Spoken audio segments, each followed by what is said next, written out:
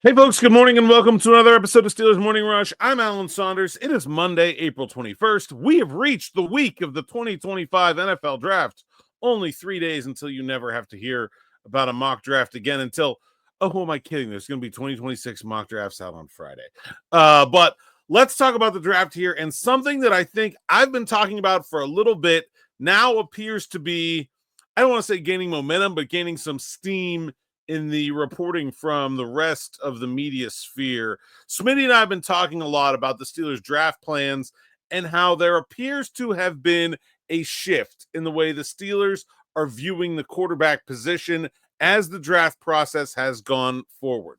One of the things I noted when we were talking about this last week was Jalen Milroe, right? The Steelers and Jackson Dart. The Steelers had them at the Senior Bowl. They did not pay any attention to the quarterbacks at the Senior Bowl compared to 2022 when it was Kenny Pickett and Malik Willis and that group, and they were all over the quarterbacks. And they brought Matt Canada with them, as you know, and they brought the quarterbacks like it was Mike Sullivan was in Mobile. It was a clear and obvious focus on the quarterback position from the very start. The Senior Bowl is pretty much the start of the pre-draft process. This year, when they went to Mobile, it was all about defensive line.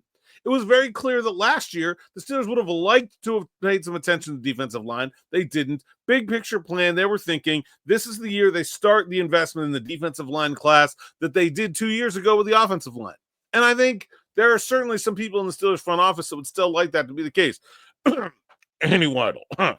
But look, they've changed their minds about quarterback. They brought Jalen Milroe and Jackson Dart in for visits. Those two players are among their most interest shown of any player in this class. Just a few months after that Senior Bowl where they ignored Jalen Milroe, Tom Arth was at his pro day. Just a few months after they ignored Jackson Dart at the Senior Bowl, he was at Pittsburgh for a top 30 visit. Shadeur Sanders was also in Pittsburgh for a top 30 visit. And I think the other thing that's so two things have changed, I think, about this process. One, the Steelers were operating under the assumption in January that they were going to sign one of Russell Wilson or Justin Fields for 2025. I don't think the Steelers thought anyone was going to offer Justin Fields $30 million in guaranteed money, and they were unwilling to meet the Jets' price. And I don't think the Steelers understood at that moment the seriousness of the degree to which the relationship between Russell Wilson and members of the offense and members of the offensive staff had eroded. I don't think the scouting department was on the same page as the locker room in terms of how much Russell Wilson was a serious option. And so that is thing one, is that they were expecting to sign one of those guys and they didn't. And now quarterback has necessarily risen up their draft boards. I don't think they're sitting on pins and needles waiting to hear from Aaron Rodgers, but because you could see Russell Wilson and Justin Fields being multi-year options.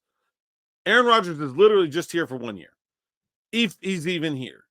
And otherwise, it's Mason Rudolph. Like, quarterback has become a more of a necessity in this draft class because the Steelers' plan A and B at quarterback did not pan out. Then the second thing happened is they entered this draft prep period with the assumption that not only was Shadeur Sanders not going to be available to them, he was more likely to go at number 2 overall than to be available at number 21.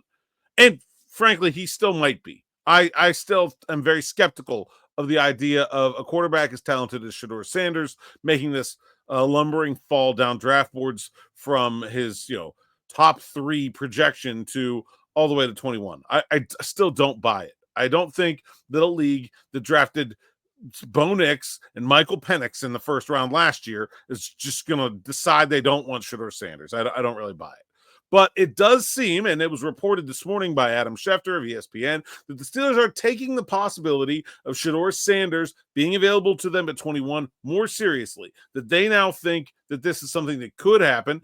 And Schefter said other teams see 21 as Sanders' floor.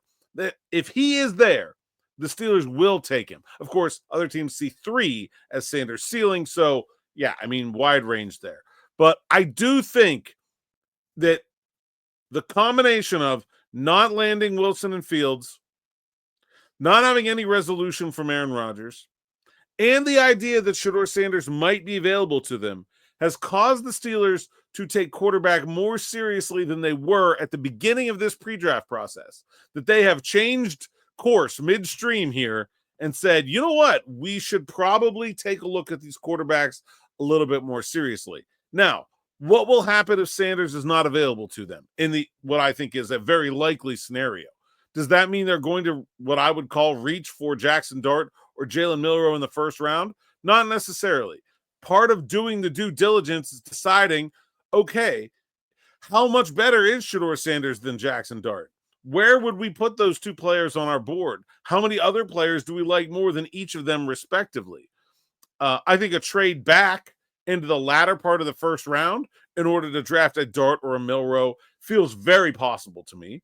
And I would not think is a terrible idea. But yeah, I think picking one of those guys at 21 would be awfully bad. But I don't think that's necessarily what this increased interest in quarterback means. I do think they are interested in Shadeur Sanders, and I don't think they would let him go if he's there at 21. I also don't think that's likely. So while if you had to ask me, like, what is the player the Steelers would run to the podium for who could be there at 21, I think the answer is Sanders. I still think they're more likely to trade down or draft a defensive tackle. But, you know, things can still change. We got a couple more days of the draft, so stay tuned. That's all I got for this morning. Thanks for listening. Thanks for watching. Make sure you stay tuned for me and Smitty on the afternoon drive today at 6. You got to like, subscribe, hit that bell for notifications here on the YouTube platform so you don't miss an episode of Steelers Morning Rush, Steelers Afternoon Drive. And speaking of Jalen Milroe, by the way, I finally got around to posting a video from him at the Senior Bowl. I'm writing about him at SteelersNow.com today, and I was like, where's that video? Oh, I never published it out. Well, we'll get that one out. Great interview, Jalen Milroe is. If you have only seen Jalen Milroe, the player, and you're like, I don't know if I like this dude, go listen to his interview. He's really good. I think you will maybe get a little bit more insight as to why NFL teams are super enamored with this guy, despite the fact that his gun does not have targeting. Let's just say that. All right, that's all I got for this morning. Thanks for listening. Thanks for watching. Until next time, enjoy.